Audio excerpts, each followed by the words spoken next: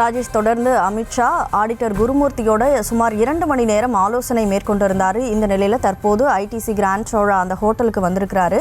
இன்னும் சற்று நேரத்தில் அவர் செய்தியாளர்களை சந்திக்கவிருக்கக்கூடிய சூழல்ல முன்னதாக அவர் ஆடிட்டர் குருமூர்த்தியோட என்னென்ன விஷயங்கள் பற்றியெல்லாம் ஆலோசிச்சாரு, இந்த ப்ரெஸ் மீட்டில் என்னென்ன மாதிரியான விஷயங்களை எல்லாம் அவர் சொல்ல போறாரு அப்படிங்கிற எதிர்பார்ப்பு நிலவி இருக்கு.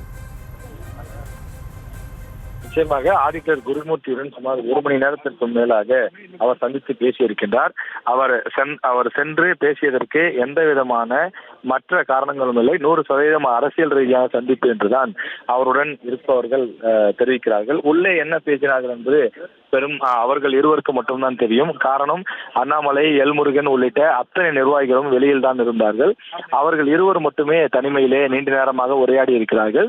தமிழ்நாட்டின் தற்போதைய அரசியல் சூழல், 2026 தேர்தலை எவ்வாறு சந்திக்கலாம், திமுகவுடைய பலம் என்ன, அதிமுகவுடைய பலம் என்ன, நாம் யார் யாருடன் கூட்டணி அமைத்தால் என்ன மாதிரியான நன்மை பயக்கும் உள்ளிட்ட பல விஷயங்கள் தொடர்பாக அவர்கள் பேசியிருப்பதற்கான வாய்ப்பு இருப்பதாக குறிப்பிடுகிறார்கள். அதே நேரத்தில் நாம் பேசிக் கொண்டிருக்கும் போதே இப்போது ஜி.கே. வாசன் அவர்கள் ஐடிசி கிராண்ட் சோழா வந்திருக்கின்றார். ஜி.கே. வாசன் உள்ளே வந்திருக்கின்றார். தற்போது இன்னும் சற்று நேரத்தில் பத்திரிகையாளர் சந்திப்பு நடைபெற உள்ள நிலையில் ஜி.கே. வாசன் அமித்ஷா அவர்கள் வரக்கூடிய பத்திரிகையாளர் சந்திப்பு நடத்தக்கூடிய இந்த ஹோட்டலுக்கு அவர் வந்திருக்கின்றார். எனவே இந்த இடத்தில் கூட்டணி கட்சியினர் பங்கேற்கவில்லை என்றாலும் கூட ஜி.கே. வாசன் பங்கேற்பாரா என்ற ஒரு எதிர்பார்ப்பும் எழுந்திருக்கின்றது. எனவே மற்ற தலைவர்கள் யாரேனும் வருகிறார்களா என்பதையும் பொறுத்திருந்து பார்க்க வேண்டும்.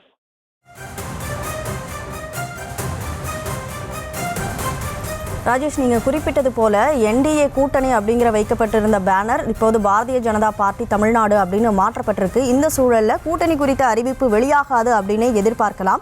இந்த சூழலில் பாஜகவை பொறுத்த வரைக்கும் மாநில தலைவர் பதவிக்கான வேட்புமனு தாக்கலானது இன்னைக்கு தொடங்கியிருக்கு. ஆகவே அமித்ஷாவுடைய இந்த வருகையானது பாஜக மாநில தலைவரை தேர்வு செய்யக்கூடிய ஒரு வருகையாக தான் இருக்கும் அப்படின்னு எதிர்பார்க்கலாமா? அண்ணாமலை அவர்கள் நேற்று இது சம்பந்தமாக பேசும்போது அமித்ஷா அவர்களுடைய வருகைக்கும் இந்த பாஜக மாநில தலைவர் மாற்றத்திற்கும் எந்த சம்பந்தமும் இல்லை என்று அவர் தெரிவித்திருக்கிறார். அதே நேரத்தில் இன்று வேட்புமனு தாக்கலும் நாளைய தினம் அந்த புதிய தலைவர் பதவியேற்பு விழாவும் நடைபெற இருப்பதாக சொல்கிறார்கள். எனவே ஏற்கனவே தலைவர் யார் என்பதை தேர்வு செய்து விட்டதாகவும் சொல்கிறார்கள். எனவே குருமூர்த்தி அவர்களுடனான சந்திப்பிலும் இது குறித்து பேசியிருப்பதற்கான வாய்ப்பு இருப்பதாக குறிப்பிடுகிறார்கள். எனவே இந்த சூழலில் இந்த பத்திரிகையாளர் சந்திப்பு முக்கியத்துவம் வாய்ந்ததாக பார்க்கப்படுகிறது. காரணம், பரபரப்பான அரசியல் சூழலில் தமிழகத்தினுடைய அரசியல் தொடர்பாகவும் 2026 சட்டமன்ற தேர்தல் தொடர்பாகவும் அமித்ஷா அவர்கள் இந்த செய்தியாளர் சந்திப்பில் பேசுவதற்கான வாய்ப்பு இருக்கிறது. குறிப்பாக தமிழ்நாடு பாஜகவினுடைய அந்த அடுத்த தலைவர் யார் என்ற ஒரு எதிர்பார்ப்பும் எழுந்திருக்கக்கூடிய நிலையிலே அந்த புதிய அறிவிப்பு வெளியாகுமா என்ற ஒரு கேள்வியும் எழுந்திருக்கிறது.